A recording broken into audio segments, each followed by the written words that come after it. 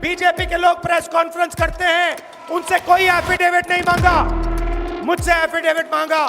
कहते हैं कि आप एफिडेविट दो कि आपने जो हमें कहा, आपने जो डेटा रखा है वो सही है। और जो इलेक्शन कमीशन कर रहा है पूरे देश को मालूम है। अब ये बात छुपी नहीं है। आरएसएस और बीजेपी संविधान को मिटाने की कोशिश कर रहे हैं। जहां भी ये नए वोटर आए वहां पर बीजेपी का गठबंधन जीता। और हम सब स्टेट से आपको कहने आए हैं कि हम इन्हें ये चुनाव चोरी नहीं करने देंगे। नमस्कार, आपका मूड कैसा है? ठीक है। देखिए, ये संविधान को बचाने की लड़ाई है। पूरे हिंदुस्तान में आरएसएस और बीजेपी संविधान को मिटाने की कोशिश कर रहे हैं। हर चुनाव में नरेंद्र मोदी जी, बीजेपी जीतती है। जहां भी देखो चुनाव होता है, ये जीतते हैं। महाराष्ट्र में सारे के सारे जो ओपिनियन पोल्स थे वो कह रहे थे कि इंडिया गठबंधन महाराष्ट्र में चुनाव जीतेगा। लोकसभा के समय हमारा गठबंधन महाराष्ट्र में चुनाव जीतता है। उसके 4 महीने बाद उसी महाराष्ट्र में बीजेपी का गठबंधन स्वीप करता है, चुनाव जीतता है। हमने थोड़ी सी इंक्वायरी की, पता लगा कि लोकसभा चुनाव के बाद इलेक्शन कमीशन ने महाराष्ट्र में जादू से 1 करोड़ नए वोटर पैदा कर दिए। लोकसभा में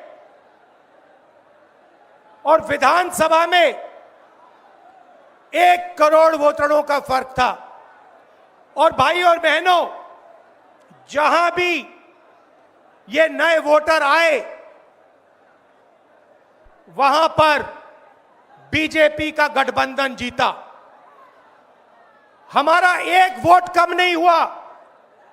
हमारे गठबंधन को जितने वोट लोकसभा में मिले उतने ही वोट हमें विधानसभा में मिले। बीजेपी को सारे के सारे नए वोटरों के वोट मिले और वो चुनाव जीते।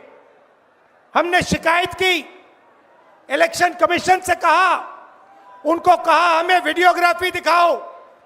इलेक्शन कमीशन ने मना कर दिया। उसके बाद हमने इंक्वायरी शुरू की। कर्नाटक में 1 लोकसभा 1 विधानसभा में हमने इंक्वायरी शुरू की। सारे के सारे रिकॉर्ड निकाले और एक रिकॉर्ड को दूसरे रिकॉर्ड से कंपेयर किया। भाई और बहनों, पता लगा कि एक विधानसभा में 1 लाख से ज्यादा वोट चोरी हुए। और इन वोटों के कारण लोकसभा की सीट कर्नाटक में बीजेपी जीती। हमने ये प्रेस कॉन्फ्रेंस में कहा, इलेक्शन कमीशन ने मुझसे एफिडेविट मांगा और किसी से एफिडेविट नहीं मांगा। कुछ दिन पहले बीजेपी के लोग प्रेस कॉन्फ्रेंस करते हैं, उनसे कोई एफिडेविट नहीं मांगा, मुझसे एफिडेविट मांगा। कहते हैं कि आप एफिडेविट दो कि आपने जो हमें कहा, आपने जो डेटा रखा है वो सही है। उन्हीं का डेटा है, उन्हीं के आंकड़े हैं, मुझसे एफिडेविट मांग रहे हैं। हमने उनसे सीसीटीवी जो वीडियोग्राफी है वो मांगी, मना कर दी। भाइयों और बहनों, मैं आपको इस स्टेज से कह रहा हूं कि पूरे हिंदुस्तान में विधानसभा के चुनाव, लोकसभा के चुनाव चोरी किए जा रहे हैं। और इनकी आखिरी साजिश यह है कि बिहार में एसआईआर करके नए वोटरों को जोड़कर, वोटरों को काटकर ये बिहार का चुनाव चोरी करें। और मैं और हम सब स्टेट से आपको कहने आए हैं कि हम इन्हें ये चुनाव चोरी नहीं करने देंगे। और बिहार की जनता चोरी नहीं करने देगी। क्यों? क्योंकि गरीबों के पास, कमजोर लोगों के पास सिर्फ वोट है और हम वोट चोरी नहीं करने देंगे। और जो इलेक्शन कमीशन कर रहा है पूरे देश को मालूम है। अब ये बात छुपी नहीं है। पहले देश को मालूम नहीं था कि कैसे चोरी की जाती है। हमने प्रेस कॉन्फ्रेंस में साफ करा दिखा दिया चोरी इलेक्शन कमीशन कैसे कर रहा है। और अब हम ये चोरी नहीं करने देंगे। और जहां भी ये चोरी हो रही है, चाहे बिहार में, चाहे महाराष्ट्र में, चाहे असम में, चाहे बंगाल में, हम इनकी चोरी पकड़कर जनता को दिखाने का काम करने जा रहे हैं। भाइयों और बहनों, नरेंद्र मोदी जी और एनडीए अरबपतियों के साथ सरकार चलाती है।